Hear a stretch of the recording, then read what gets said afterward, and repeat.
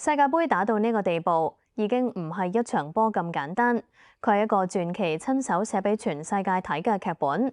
主角由頭到尾只有一個人，佢叫美斯，差幾日就踏入39歲。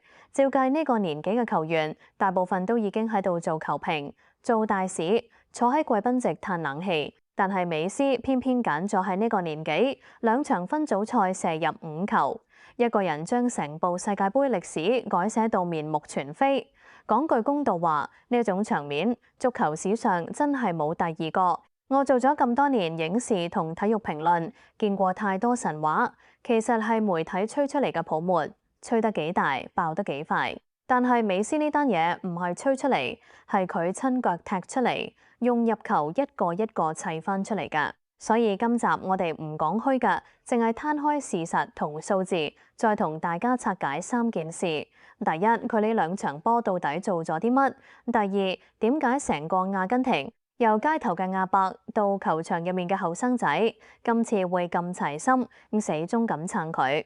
第三，亦都係最多人想知嘅呢個人，到底有啲乜嘢心態同特質，可以令到佢踏入39歲，仲可以勁到呢個地步？先講第一場對阿爾及利亞呢場波之前，全世界都有把聲喺度質疑，有人話佢老，有人話佢隻腳跟之前有傷，有人話佢只係嚟行個過場，俾阿根廷球迷影返張靚相做紀念。賽前嗰種氣氛，老實講係帶住一種英雄遲暮嘅惋惜。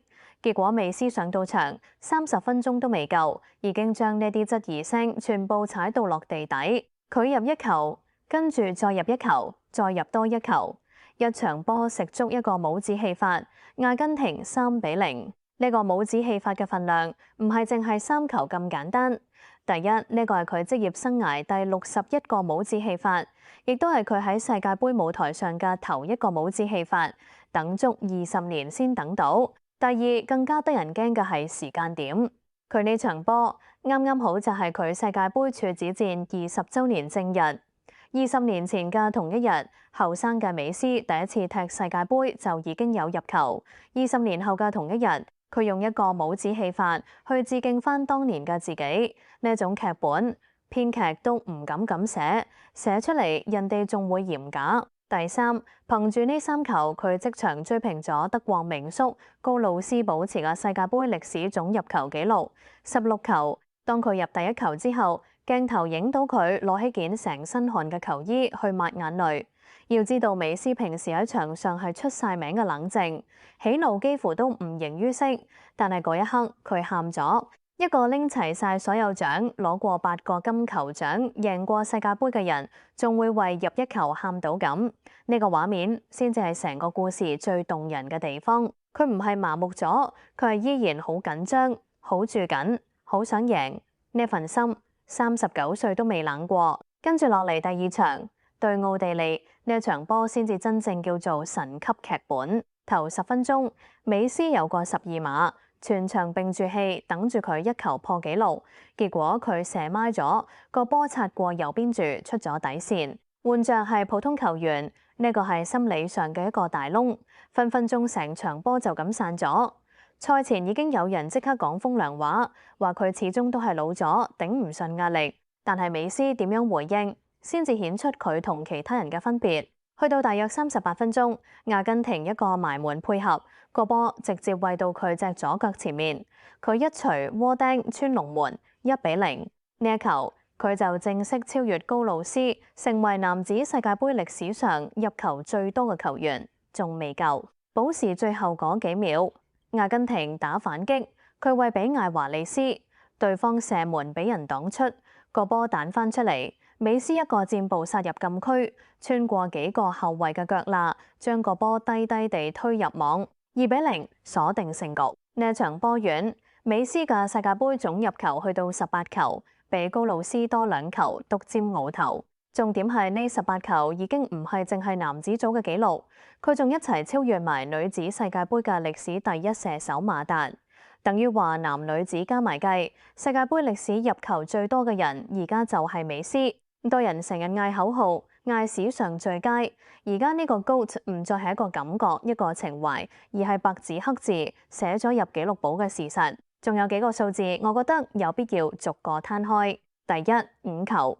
整個阿根廷今屆世界盃到目前為止入嘅每一球，全部都係美斯一個人包辦，即係話呢一支衛冕球隊攻入嘅每一個入球，背後嗰個名都係佢。一個就快39歲嘅人，做緊成支球隊嘅唯一火力中心。呢件事本身已經誇張到不近人情。第二，連續6場世界盃入球。由2022年嗰屆計起，美斯連續6場世界盃賽事場場有入球。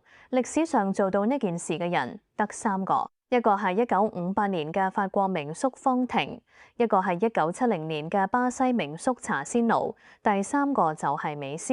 換句話講，超過半個世紀以嚟，世上再冇人試過喺世界盃連續6場入球，直到美斯做返出嚟。第三，35歲之後，美斯有12個世界盃入球，係喺佢35歲之後先射入嘅。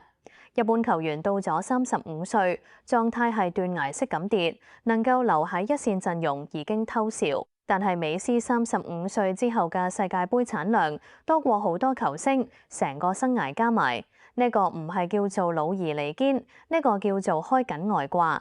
第四、第6次出戰世界盃，亦都係追平歷史紀錄。出場次數方面，佢喺世界盃嘅總上陣場數已經係歷來最多，前無古人。20年嚟踢咗6屆，由細個踢到差幾日就39歲，一個人撐起咗阿根廷成代人嘅希望。數字講到呢度，我哋入翻去第二個重點，點解今次成個阿根廷會咁齊心咁撐美斯？要明白呢樣嘢就一定要講翻歷史，因為美斯同阿根廷之間嘅關係從來都唔係一帆風順。後生嗰陣，美斯13歲就去咗西班牙巴塞隆拿，喺歐洲長大，喺歐洲成名，就導致一個好尷尬嘅情況。喺好多阿根廷人眼中，佢係一個外人，一個冇喺阿根廷本土球圈捱過、付過代價嘅外來者。佢嗰種冷靜、計算、講究效率嘅踢法，喺南美洲嗰種講求爆炸力、講求街頭味嘅文化入面，一度係被人誤解嘅。甚至有人嫌佢唔夠阿根廷，唔夠熱血，呢一種唔被認同嘅感覺跟咗佢好多年。期間佢帶住國家隊去到幾次大賽決賽，次次都係差嗰最後一步，次次都係含恨而返。最痛嗰次係2014年世界盃決賽輸俾德國，再嚟到2016年美洲盃決賽又輸。賽後佢喺更衣室外面眼濕濕咁講咗一句完咗，當場宣布唔再踢國家隊。如果故事停喺嗰度，美斯只會係一個俱樂部之神、國家隊之痛嘅悲劇人物。佢明明係星球上最叻嗰個，但係偏偏喺最重要嘅舞台上贏唔到，就更加凸顯佢之後做嘅嘢有幾犀利。佢冇就咁退落嚟，佢揀咗反悔，揀咗返嚟，揀咗由零再嚟一次。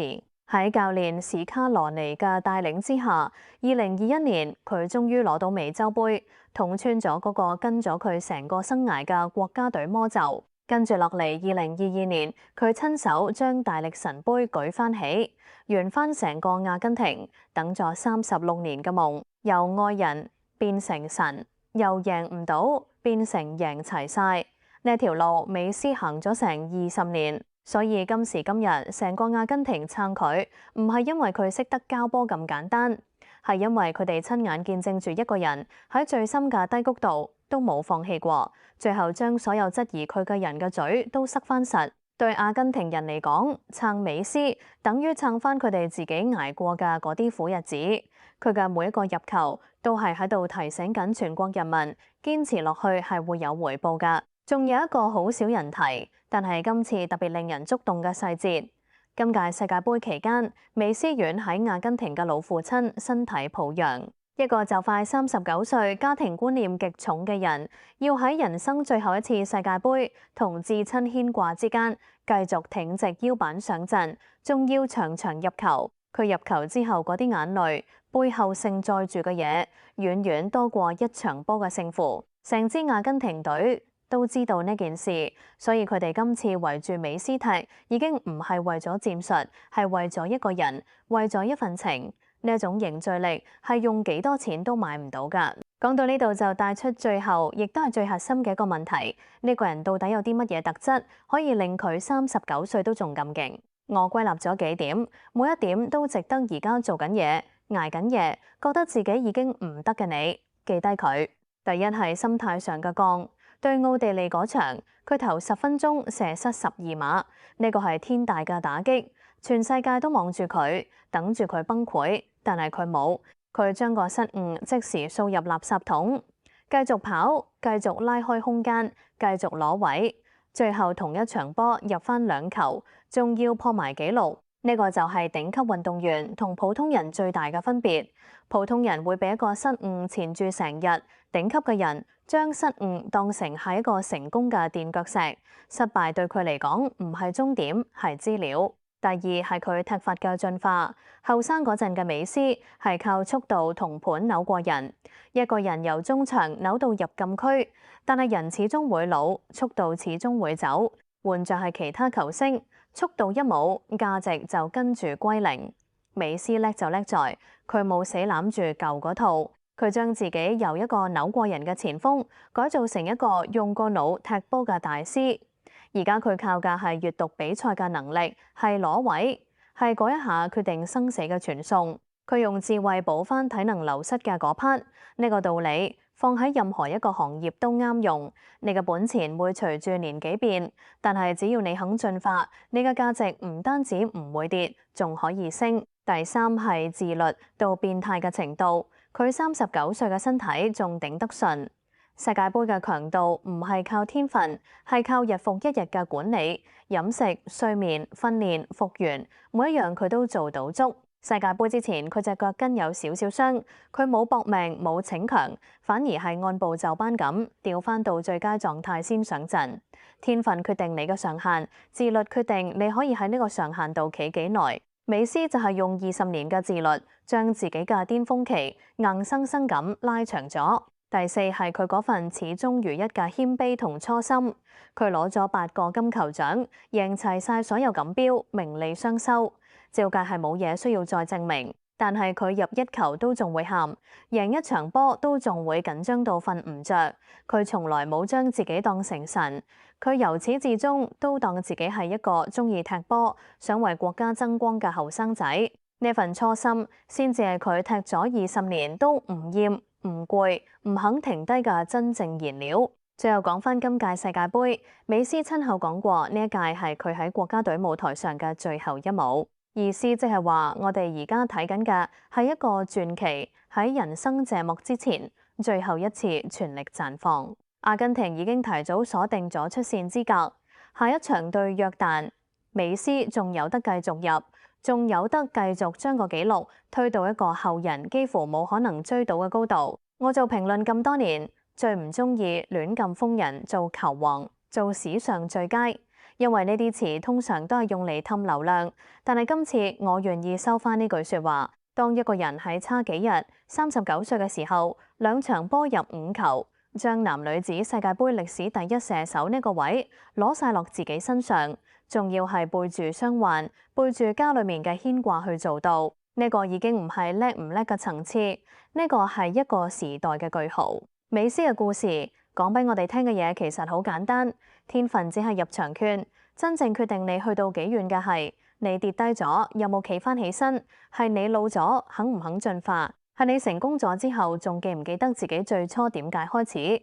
佢用39歲嘅身體將呢個道理示範咗一次俾全世界睇。至於佢仲可以將呢個傳奇延續到幾遠，就等我哋一齊睇住佢喺呢個最後一舞繼續改寫歷史。